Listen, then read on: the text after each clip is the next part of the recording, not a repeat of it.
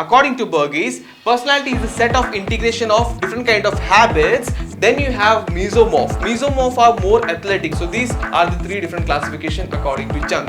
Causing somebody harm by verbal attack. That means, so I hope you understood about the personality, various different classification of personality by Sheldon Jung.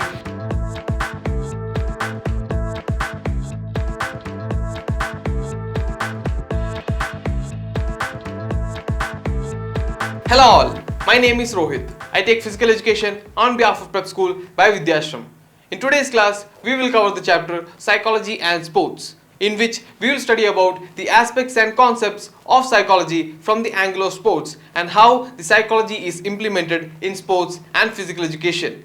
And having said that, let's move on with our first topic in today's session, that is personality. So what do you mean by personality? So when you talk in general, without getting into the complexity and formality of the whole topic, if you generally talk as a layman about personality, what is personality? You say somebody has a particular kind of personality based on that person's look, based on that person's way of nature, based on that person's habit, and based on that person's social interaction. So that is in general way when you talk about personality. So how do you formulate and how do you frame personality in a much more formal way? So there are a lot of definitions when you talk about personality. One of such scholar named Burgess has given one definition for personality. So what is it? According to Burgess, personality is the integration of all habits which determine the role and status of a person in the society. So what exactly is personality? According to Burgess, personality is a set of integration of different kind of habits which determine the role and status of a person in the society. So based on a person's habit,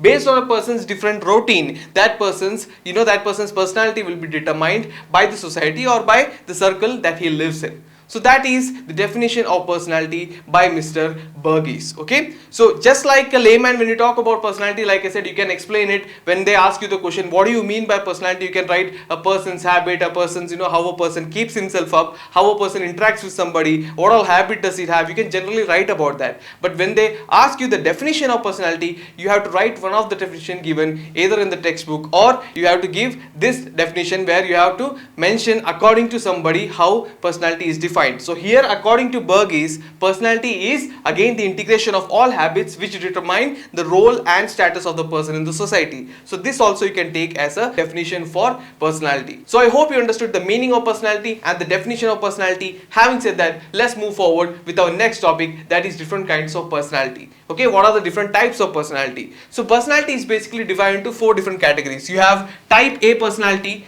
then you have type B personality, then you have type C personality, and then you have type D personality. So when we generally talk about these different kind of personality, on what basis they have classified this, it is important for you to understand that. So each of this classification of personality is based on different characteristics that person shows or different habit that person shows. For example, type A personality. What do you mean by type A personality? What sort of personality does a person have when he's a type A personality? So when you talk about type A personality, that person will be more competitive in nature. That person is more positive in nature. That person is a perfectionist. That person has the ability to live an active lifestyle throughout the day, or he still have the energy left by the end of the day after all the routine activity. So a person who is too much active, or a person who is hyperactive and he's always walking around doing things and he always has the habit of positivity, so that sort of person or that sort of personality is called as type A personality. Then you have second personality type, that is type B personality. These people have the habit of keeping everything low. They keep it low profile. That means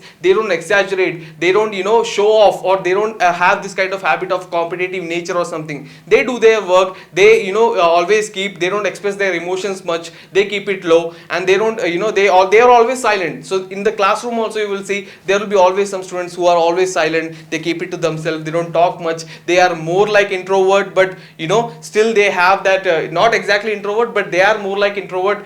They show that kind of a silent nature, and they don't they don't involve much with the other crew or other circle or the social circle. Okay, so those sort of people are more under personality B type. When you talk about personality C type, these people or these type of personality people are those people who are more pessimistic in nature. They don't have any competition spirit. So basically these people are opposite to type A. So when I talked about type A, I described about how competitive they are and how positive they are. But with the type C people, they are not much competitive. negative, or they don't have a habit of doing everything perfect. The perfectionism is not there in them. So those people are type C people, and they are pessimistic in nature also. That means wherever they go, they spread a vibe of pessimistic thoughts or negative thoughts, and they also influence others also for negative negative kind of a feeling, or they discourage everybody else. So that sort of a personality is more under type C personality. And then you have type D personality. These people have more of an emotional problem. They have emotional disbalance. They don't know how to balance their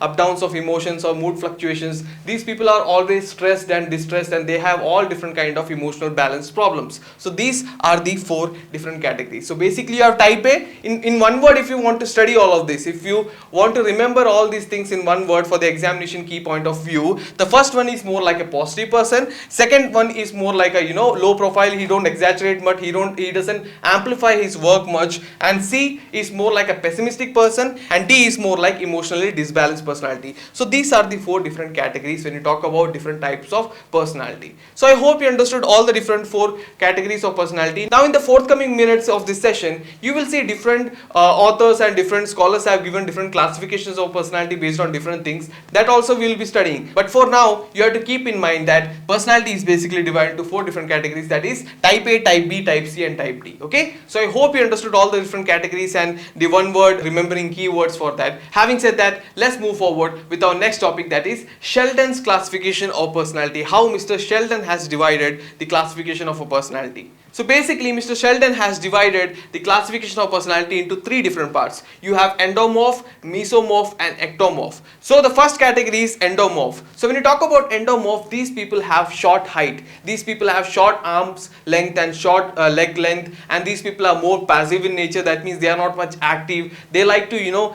blend in with whatever flow they are going in. They don't take up initiatives. They are more like a sleepy come passive lifestyle kind of people who are who are looking for more comfy and lazy kind of a environment and always place to be in. So those people are more endomorph. Then you have mesomorph. Mesomorph are more athletic. That means they are more active. Their body also is very fit. They are always running around. They are hyperactive. They are doing multiple works. They are pessimistic in nature. They don't find comfort in the laziness. They are more like doing. They are always motivated. They always have that inspiration in them to do something. They are always stay motivated, and they get themselves involved in day-to-day routine activity. They don't feel lazy. They have that activeness in them to do activity all day long. So those people have a lot of stamina. Those people have a lot of endurance, and then they do activity all day long. So they are basically active, fit and ongoing person. Okay, so that's the second category according to Sheldon. Then you have the third category, that is ectomorph. Ectomorph personality is basically they are lean. They have a good height. They are lean, but they are more weak when you talk about different muscle structures. Their composition of the muscle,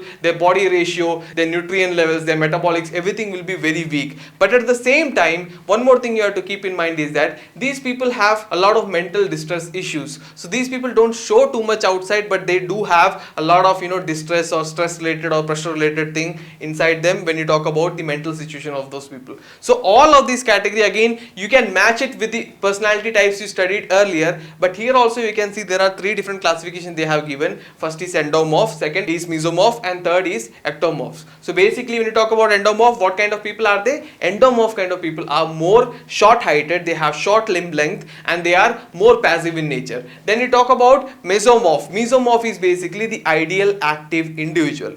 And after that you have ectomorph, who is lean, he tall in height, that person will be tall in height, that person will be lean, that person will be passive, and they have a lot of emotional distress and disbalance. At the same time their body composition also will be very weak. That means it will be very less. The composition of their muscle will be very weak. The composition of their different physiological system also will be very weak. Okay, so all these 3 classification is done by Mr. Sheldon. So like I said earlier also, you can see over here how different authors are classifying the personality based on different things. Here the physical factor also is involved when Sheldon classified the personality on these 3 different categories. Okay, so I hope you understood these 3 different categories. Now having said that and hoping you understood this, let's move forward with our next scholar's personality classification, that is Jung's classification. Mr. Jung has again divided the personality into 3 different categories, that is introvert, extrovert and ambiverts. Now you generally know about certain of them, that is introvert and extrovert is pretty common use of vocabulary when you talk about day-to-day routine life and talking, people talk about introverts and extroverts. So in layman's term, when you talk about introvert, what kind of people are they?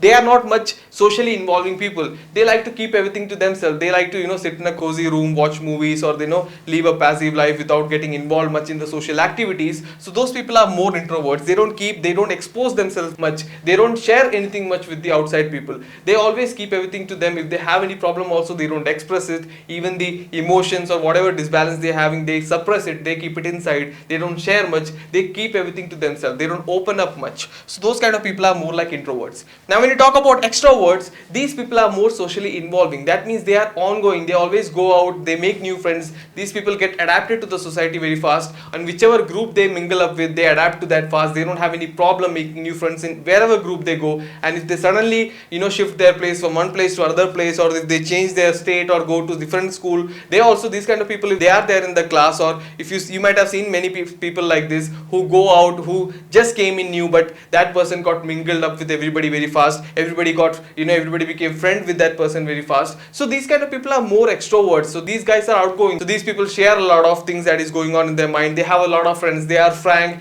They are more socially involved. Okay. So those kind of people are more extroverts. So those category is called as extroverts. Then we have ambiverts. Now this category, many people wouldn't have heard about this. So ambivert is what kind of people? So ambivert is basically a hybrid kind of both introvert and extrovert. So those people who show the personality of both introvert personality and extrovert personality, they are put under the category of ambiverts. Okay. So basically, how many categories do you have according to Jung? According to Jung, we have three categories, that is introvert, extrovert and ambiverts. In single word, if you want to remember this classification, what is it? Introvert are basically, they keep everything to themselves. They are not socially much involving. When you talk about extrovert, they are more externally involved. They make a lot of friends. They go out, they hang out with people, they share things with outside people. They are more externally known. Okay. Then you have ambiverts. They are more of a hybrid type. They also possess ambivert. People also possess the personality of type A, that is your introvert, and then type B, that is your extrovert. So these are the three different classification according to Jung. So Jung has classified the personality of a person into three different categories. What is it? First is introvert, next is extrovert, and third is ambiverts. Okay. So I hope you understood these three different classification. Now, having said that, let's move forward with our next topic, that is Big Five personality theory. Okay. So what are the five different personality theory that we are going to study here? First one is openness, second one is conscientiousness, then you have extroversion, and then you have agreeableness, and then you have neuroticism. Okay. So these five different theories are there. So when you talk about openness, this theory states a person's ability to open themselves up, that means to expose their thought, whatever they are thinking, and also the ability to take in or learn new things. So these people keep on researching something. They also teach others also whatever they know, and they also learn new things. So they are more open in nature. So that's the whole concept and theory of openness. Then you have conscientiousness. Now this is more based on the consciousness of a person. These people will be more organized. That makes them more organized. That means they know everything that is going around in their surrounding. So everything will be on point, everything will be on mark, and everything will be sorted well.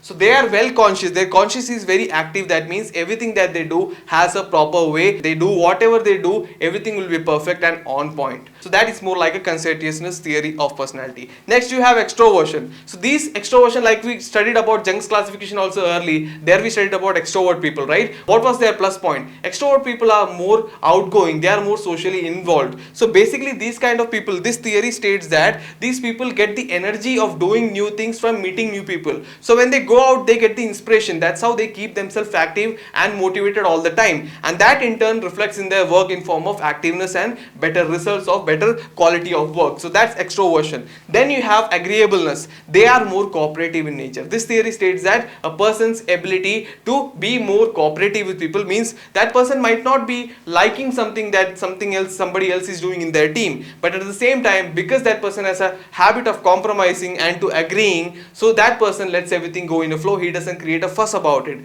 So the quality of a person posing agreeableness, that person will be more cooperative and more of a team player when you talk about that person's personality. Now when you talk about neuroticism, these people are more stuck up with the emotional disbalance. These these people have pressure, these people are always stressed out, these people have, you know, this problem, that problem, they will be always making everything a fuss about, they will be complaining about everything. So all those things will be under neuroticism. So these are the 5 personality theory, big 5 personality theory. So in the exam when you get big 5 personality theory, you have to elaborate each one of these points like I elaborated. You have to give example and you have to state what kind of theory or what kind of quality these people possess, or what sort of ability are we talking about here. So that's big 5 personality theory. So I hope you understood this classification. Having said that, let's move forward with our next topic in the session, that is motivation. So what do you mean by motivation? What is the whole concept of motivation? Now before you dive into the concept formally, let's try to understand it more as a layman, because that will give you a starting point to understand the formal statement much more better. So when you talk about motivation, motivation is what? Motivation is an external source of inspiration, or if something inside you, something, you know, something triggers you, some external, whether it's a picture, whether it's somebody's, you know, somebody has done better in their life, or all those things. When somebody inspires you to do something, that becomes a motivation. Now motivation can be in many forms. It could be in a form of a movie, it could be a person who might have inspired you, it could be a monetary motivation, it could be any kind of motivation. So there are different kind of motivational sources. All those things we'll be studying further in this session, but you need to understand motivation as a layman first to understand it as a formal statement much more better. Once again, what is motivation? Motivation is something external. It could be anything external that inspires you to do something better or to reach a particular goal. So that's called as motivation in general. So now let's look into more formal statement by one of the scholars named as Crookes and Stein. What is he stating? According to him, what is motivation? Any condition that might energize and direct our actions is called as motivation.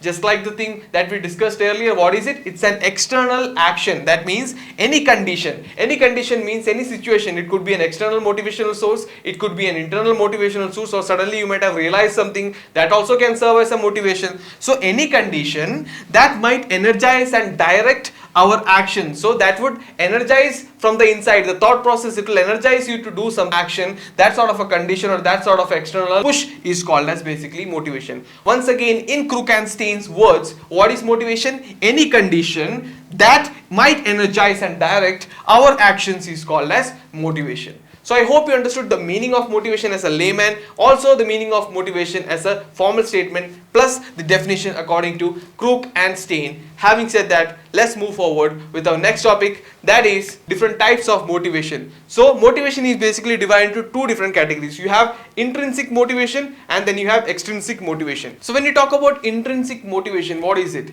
By the name, by the prefix of the word itself, you might have figured it out. It's internal. Okay, so intrinsic motivation is that motivation which pushes you or inspires you from inside to do something. Okay, so if you suddenly realize something and if you get motivated and if you do something, that is intrinsic motivation. So when you talk about extrinsic motivation, that motivation is the motivation that you might have got from an external source. Like I said, that could be a person who might have inspired you, that could be a monetary motivation, that could be a movie, that could be a song. There are multiple and millions of sources when you talk about extrinsic motivation. Okay, so what is the difference between intrinsic motivation and extrinsic motivation? Intrinsic motivation are that motivation which comes from inside. That means you feel it inside that I have to do something, I have to earn something, I have to, you know, have this goal, I have to work hard for that, I have to have the determination to reach that goal. So that motivation that you get from inside is intrinsic motivation. So when you talk about extrinsic motivation, we are talking about the motivation that you might have got from the outside. Okay, so whatever motivation you have got from the outside source or the external source, that is called as extrinsic motivation. So I hope you understood the 2 different types of motivation. We have how many types? We have 2 different types. Keep it in the mind. What is it? Intrinsic motivation and extrinsic motivation. Okay, so I hope you understood this. Having said that, let's move forward with our next topic, that is techniques of motivation. What are the different techniques of motivation? Just like I said, it is basically the sources. How do you get motivated? First is goal setting. So when you have a goal set, you work towards that, you are determined to reach to that goal. So that sort of a goal setting itself will help you to again reach a particular goal. Next is elaborate arrangement of competition. The competition spirit itself motivates some people. So if you are having an elaborated team, or if you have an elaborated tournament that is going on, when you compare yourself with different people, that itself gives you a positive, team spirit or positive competitive spirit. That also helps a person to push himself up. Third is the spectators. So when the spectators and the audience cheer the players, they perform better on the field. So that's the biggest example. Now IPL is going on, a lot of people are cheering. Now obviously on the field, audience will not be there much because of the COVID situation, but in general when you talk about IPL or any cricket match, you might have seen that people cheer the players, people cheer the batsmen. That itself gives a kind of a motivation to that person to perform better. Next you have verbal comment, that means compliments. So different kind of compliments that you get, that itself keeps you to do much more better job. Okay, so that also is one another source of motivation. Next you have hypnotism. Now this is more on a psychic basis, psychological basis, where a person is compelled, or psychologically a person is compelled or motivated by channelizing his mind and the processing things. So hypnotism is more like a psychological part of it, where a psychologist feeds better thoughts and better motivational words by hypnotizing a person. So that's the fifth source of getting motivated. Okay, next is healthy sports environment. That means a sports environment always has to be active and ongoing. You cannot be a sports person at the same time you cannot have a negative environment or pessimistic environment or a lazy environment. So the environment also inspires a person to be motivated. Next you have knowledge of result. You should have the knowledge of your result. So whatever activity you are doing it, you should be able to know about its result, because if you don't know the result, how will you improve yourself, right? So if you have the result, next time you will try to perform even better than that. If you have no idea about the results, you will just keep on knowing aimlessly without knowing whether you are improving or you are degrading yourself. So that one factor also is involved in motivation. Next, praise or blame. Now in certain situations you always have to praise a person, and also blaming a person sometimes could be in a wrong time, it could be very bad. That means already if a person is having a tough time handling certain psychological situation, or if he is under pressure, or on top of that if the team members try to blame him for whatever has happened on the field, it will be more dangerous for the player. But understand that being a team member, it is important for the teammates to cheer a person even though that person couldn't have performed better on that day. Okay, so everybody will not have a perfect day every day. Sometimes even the best players in the world will be playing bad, just because that person is a human being. Every time you cannot expect a person to be 100% perfect. So sometimes when a person is having a tough time, or that person did not perform well on the field, you should cheer him up, or you should motivate him to perform better next time. Okay, so that has to be done. So praise and blame balance has to be like that. So that also is a factor for motivation that could degrade the motivation if you don't handle that fourth in a better way. Okay, next is cash prizes and certificates. Like I told about, monetary motivation is a big thing. So generally in every competitions you will get a prize or certificate. Without that, that motivational factor won't stay, because that helps many of the sportsmen to showcase or to show that okay, this title I have won, this trophy I have won. So that gives a kind of motivation from inside. So that's one another factor for motivation. Next is positive attitude. Always remain active and positive. That means your mind should be optimistic. That means the talk that you do, that should be motivated. That means your mind should be optimistic. That means whatever activity you do or whatever words you speak has to have a positive vibe to it. Never be pessimistic. A sportsman should never be pessimistic, because there are a lot of pressure that that sports person will be facing in their career. If that person stays pessimistic, that thought itself will drown that person. So it is important for a sportsman to always stay positive, or it's important for a sportsman to always stay optimistic in nature. Okay, so these are the techniques of motivation. So these all factors are involved in motivation. Some of them also serves as a source for motivation, and some of them also serves as a factor which determines motivation. Okay, so I hope you understood the meaning of motivation, the definition of motivation, and what all factors and what all sources are involved in there. Having said that, let's move forward with our next topic, that is aggression. So what do you mean by aggression? How do you define aggression? As a layman, again, when we talk about aggression, it is what? It's an anger. So when you are angry on somebody, when you are showing an angry or temper on somebody, that is called as aggression. Now in more formal statement, what is aggression? Aggression is a behavior with a goal of harming or injuring another living being who is motivated to avoid such a treatment. That means if you're harming somebody who doesn't have any sort of will to harm you, then that is called as aggression. Okay, so what is aggression? Aggression is a behavior with a goal. Aggression is a behavior with a goal of harming or injuring another living being who is motivated to avoid such treatment. So a person who is motivated to avoid such treatment, such people, if you have a goal towards to harm that person, then that is called as aggression. Okay, so that is the formal statement and definition of aggression.